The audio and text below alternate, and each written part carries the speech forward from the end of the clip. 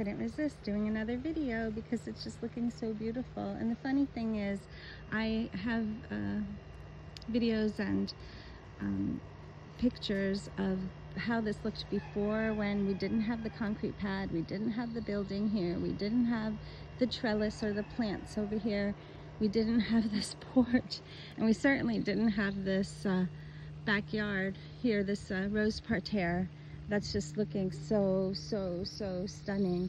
And I'm just amazed that this is, well, this is the probably second year of this one, but this here is within a few months, like a month or two.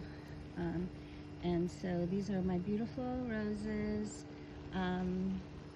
Coco Loco, looking pretty pink, but definitely Coco Loco. Oops, sorry. And then this is Lark Ascending.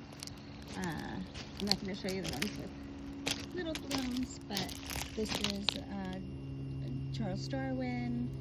This is, I want to say, I don't know, onyx rose. Look how cute, it looks like a dahlia. This is my superstar, Angel Face, and another superstar here is Scepter Dial. Beautiful rose. And this one is Vanessa Bell, looking pretty white. And I just want to show you like new ones that we haven't looked at before, but I know we looked at Delish, but look at that. Look at that rose. And I was concerned about it because it looked like it wasn't going to, it looked like it was going to die, but it looks beautiful now.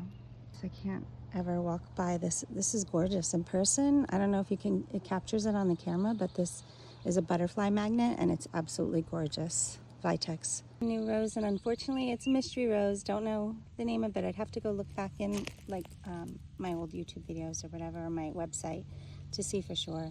But it's a beautiful yellow rose and it's the first time it's bloomed here.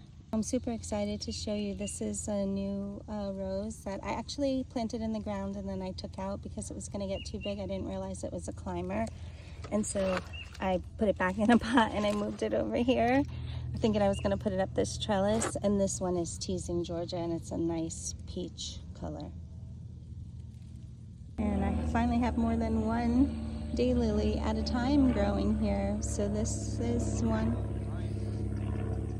So I got these from Ladybug Farms, Daylily Farm in Florida. And then here's a look at another one. But I also wanted to show you my Duchess de Brabant.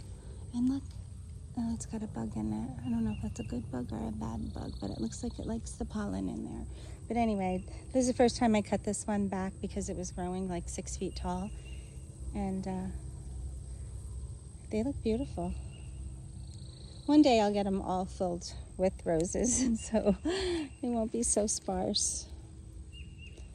But yeah, these are gorgeous. And they smell like heaven. And actually I have some new blooms coming on. This is the, it's a climber, and it is, oh look, that's loaded with them, and I didn't even realize it. I did cut this one back severely too because it can grow 12, 13 feet tall.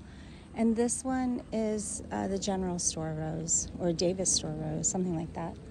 And I got it from, you know, the Florida growers who find antique roses and maintain them in inventory. So go away, Buggy, go away. This is a teeny little rose right now, but they do get bigger.